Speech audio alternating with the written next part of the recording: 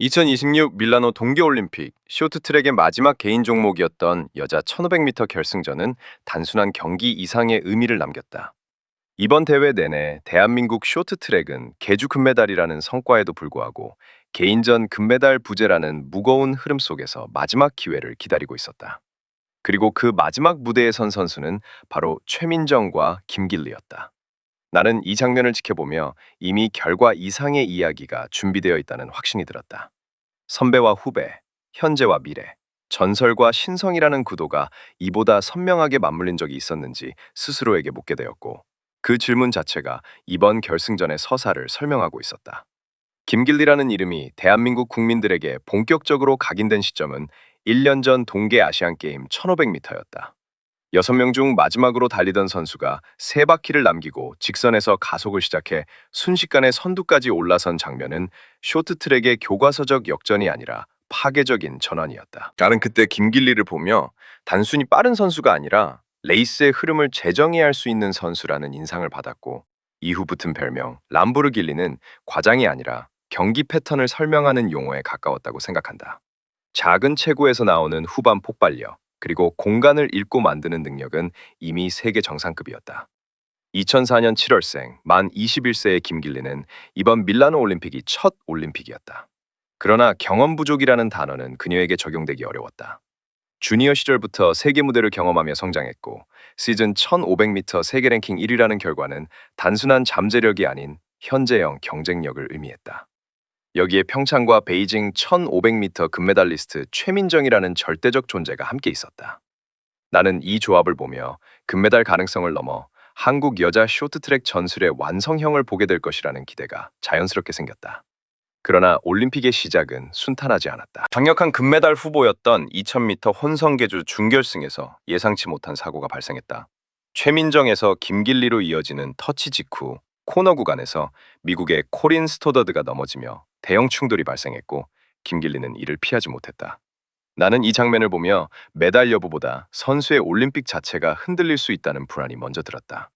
쇼트트랙에서 예측 불가능성은 늘 존재하지만 첫 올림픽 무대에서 겪는 충돌은 멘탈에도 큰 흔적을 남긴다. 다행히 김길리는 남은 종목 출전이 가능했지만 이 사건은 이후 레이스를 해석하는 중요한 배경으로 남았다. 여자 1000m에서는 또 다른 변수가 등장했다.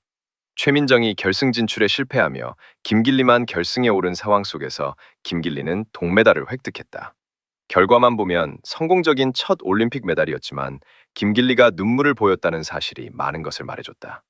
나는 이 눈물이 아쉬움과 감격의 혼합이라기보다 함께 올라가고 싶었던 선배가 없는 결승에 대한 감정이었다고 느꼈다. 김길리에게 최민정은 경쟁자 이전의 성장의 기준점이었기 때문이다.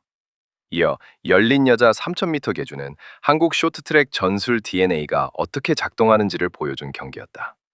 최민정, 심석희, 노도희, 김길리로 구성된 팀은 중반까지 3위에 머물렀지만 리듬이 흔들리지 않았다. 나는 이 구간을 보며 한국 계주의 본질은 순위가 아니라 에너지 관리라는 생각을 다시 확인했다.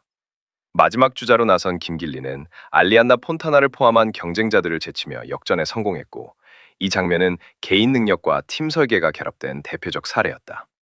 김길리의 폭발력은 개인의 무기가 아니라 팀이 설계한 결승 무기였다. 그리고 모든 서사가 수렴된 순간이 바로 여자 1500m 결승이었다. 결승에는 최민정과 김길리, 그리고 혼성계주 사고의 당사자였던 코린 스토더드가 함께 있었다. 이 구성 자체가 이미 드라마였다. 총성이 울린 뒤 초반 레이스는 전형적인 1500m 패턴으로 전개됐다. 선수들은 중위권에서 속도를 억제하며 흐름을 관찰했고, 최민정과 김길리 역시 움직이지 않았다. 나는 이 장면에서 조급함보다 확신을 느꼈다. 한국 선수들이 아직 움직이지 않았다는 것은 승부가 아직 시작되지 않았다는 의미였기 때문이다. 7바퀴를 남기고 최민정이 먼저 움직였다. 아웃코스 가속을 통해 선두권으로 올라가는 특유의 패턴이었다. 이는 단순한 순위 상승이 아니라 레이스의 속도 기준을 바꾸는 행동이었다. 뒤따르던 김길리는 5바퀴를 남기고 자연스럽게 3위까지 올라섰고, 선두 스토더드, 2위 최민정, 3위 김길리라는 구도가 형성됐다. 나는 이 시점에서 이미 금, 은 가능성을 직감했다. 두 선수가 동시에 사정권에 들어왔다는 것은 협공 전개가 가능해졌다는 뜻이었기 때문이다. 남은 3바퀴에서 결정적 장면이 나왔다. 스토더들을 향해 최민정은 인코스, 김길리는 아웃코스를 선택했다. 양쪽에서 동시에 압박이 들어오는 상황은 선두 선수에게 가장 어려운 패턴이다. 결과는 예상대로였다. 대한민국 두 선수가 동시에 스토더들을 추월하며 1, 2위를 장악했고 나는 이 장면을 보며 전술의 완벽한 실행이라는 표현 외에는 떠오르지 않았다. 두 선수는 말하지 않아도 같은 타이밍을 선택했고 이는 오랜 훈련과 신뢰가 만들어낸 결과였다. 그러나 경기의 클라이맥스는 그 이후였다.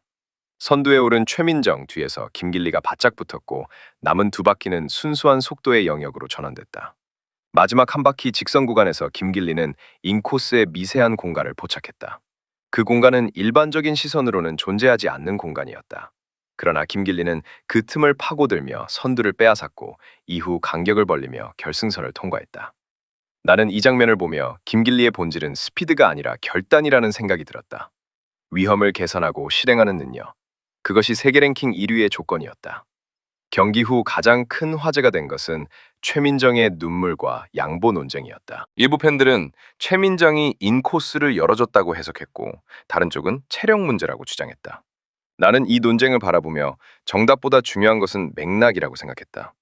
최민정이 스토더들을 견제하며 레이스의 구조를 만든 것은 분명했고 그 구조 속에서 김길리가 결정적 공격을 성공시킨 것도 사실이었다.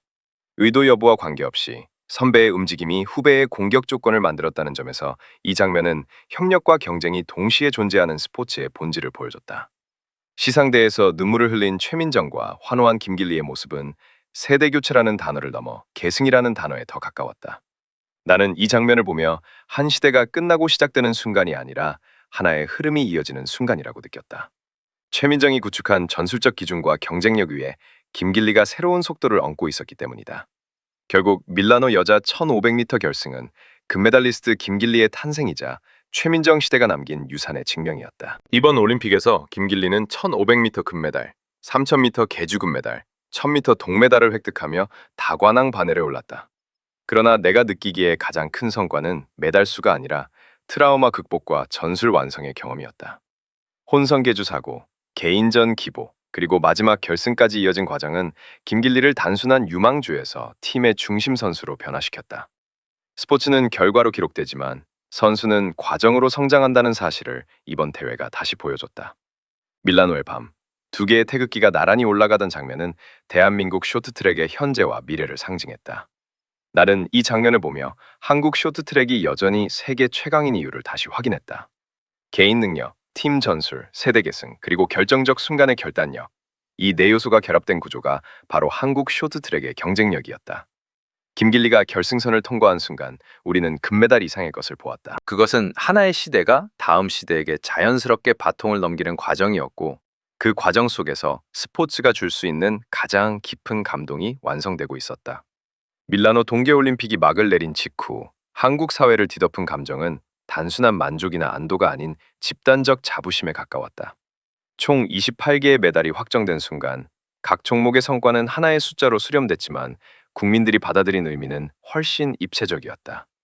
쇼트트랙과 스피드스케이팅, 컬링, 스노보드 등 다양한 종목에서 이어진 메달 소식은 특정 스타 선수의 활약을 넘어 겨울 스포츠 저변 확대의 결과로 해석되기 시작했고 이는 곧 국가 스포츠 시스템 전반에 대한 신뢰 회복으로 이어졌다.